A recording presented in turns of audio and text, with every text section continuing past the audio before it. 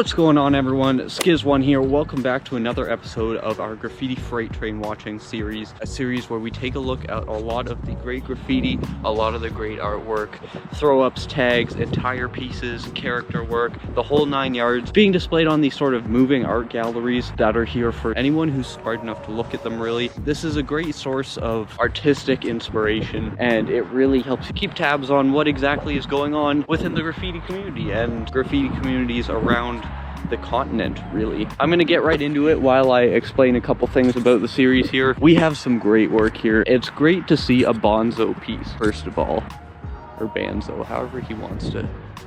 You know, you never know how to say writers' names unless you actually meet them. I've not met Banzo in particular. Great color scheme here. Red and blue, pink and blue. It's always a great contrasting combo.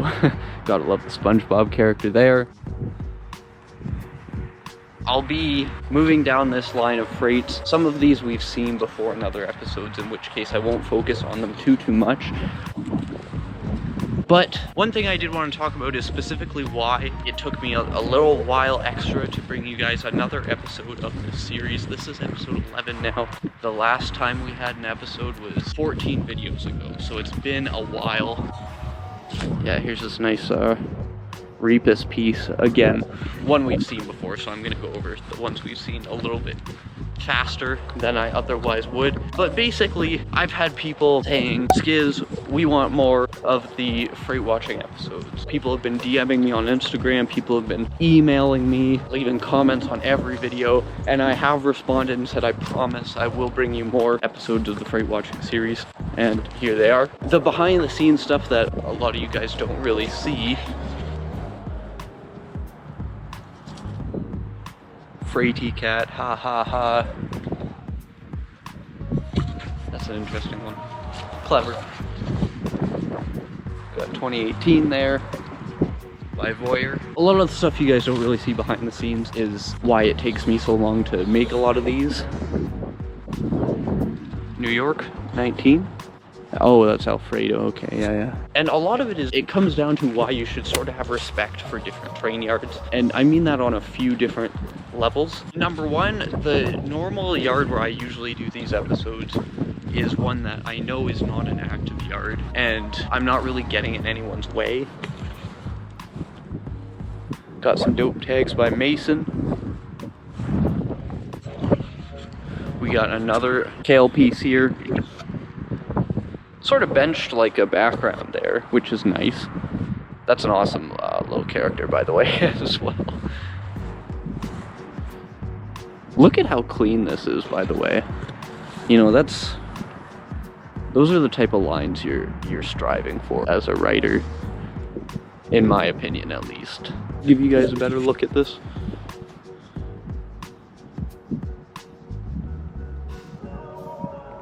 But yeah, as I was saying, the yard that I usually do these at is not really an active yard, and I know I'm not exactly interrupting anybody by doing some episodes there. Ooh, I know I have to keep interrupting myself, but got a dope setup throw. Awesome to see.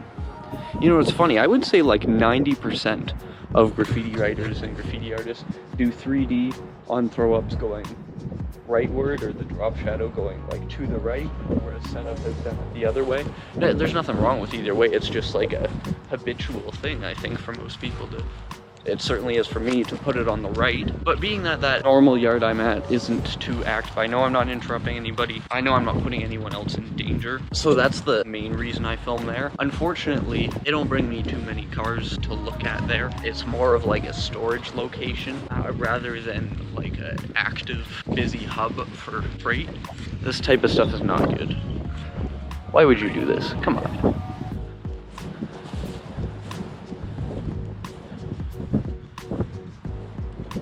I'm not just stopping to focus on any of that stuff because I really just have no tolerance for people beefing with each other. It makes you look like a child. But yeah, with the initial way I phrase that with having respect for the train yard, more means you have to have respect for what's going on in that train yard.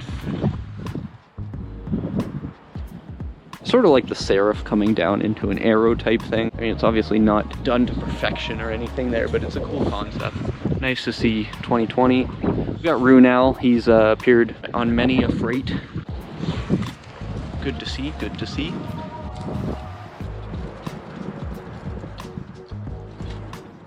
I'm trying to show you guys some of the smaller stuff too, because as any writer will tell you, and as I preach all the time, it's important to not just look at pieces, but throws and tags as well, because they're all related. Improving at one will help you improve at the others, sort of, if you keep it balanced.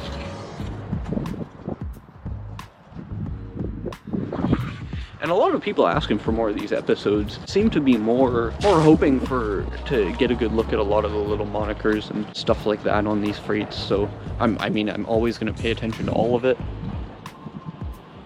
Tento. Okay.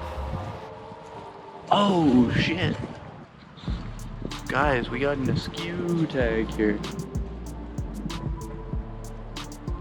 That's awesome. He needs no introduction, obviously.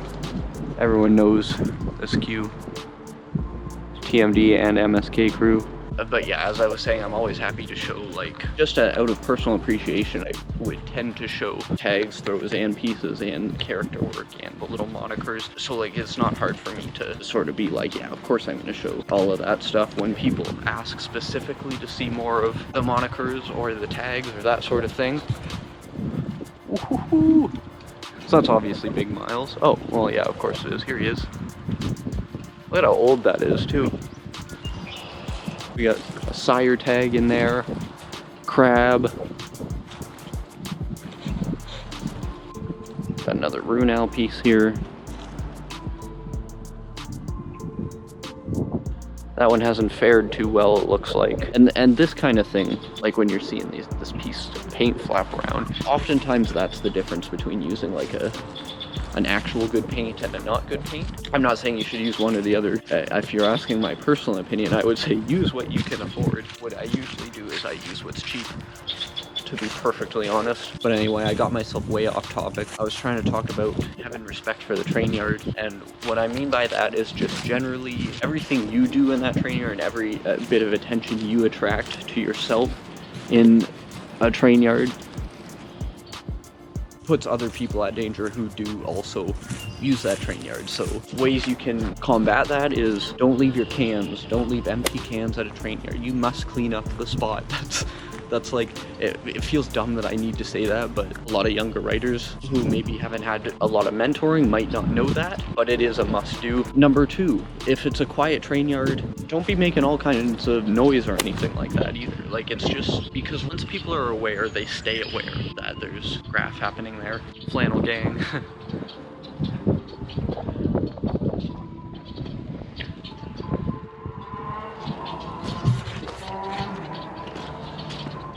So number one, clean your damn cans up. Number two, quiet yourself. You shouldn't be there to make noise. You should be there to paint or whatever. Another part of respecting the train yard, and this is where it strays more into just my personal opinion, because for some reason people disagree on this, is if you see other people in there, you should also respect them. I've never understood why so many other people have such a hard time respecting other graffiti writers who may have different views about what they like about graff or what's more important to them in graff. Personally, I think everyone should be able to get along. At the end of the day, everyone's out there for the love of graffiti, and it shouldn't be too hard for people to get past any differences they may have and just get on with it, you know? So we got a huge WHOLECAR here. Well, I would call it close enough to a WHOLECAR, yeah. You know, speaking of like respect, like this is the antithesis of respect to me. Like, come on. That is one of the advantages of doing larger pieces. It's harder for other people to screw them up. Letters first crew there. Very faded out, but still. Oof, 2016. Deucer, 2019, of course. Oh, we have a very old beast tag as well. Another thing, when I'm saying don't make noise in a train yard, back to that point, part of what I mean is if you're gonna do the type of thing where I do and just come here for like a nice walk, essentially, make sure it's not an active train yard, essentially. where you're gonna get people in trouble. That's a dope throw. Like that. Mavor throw, yeah. 08. We got 08 here.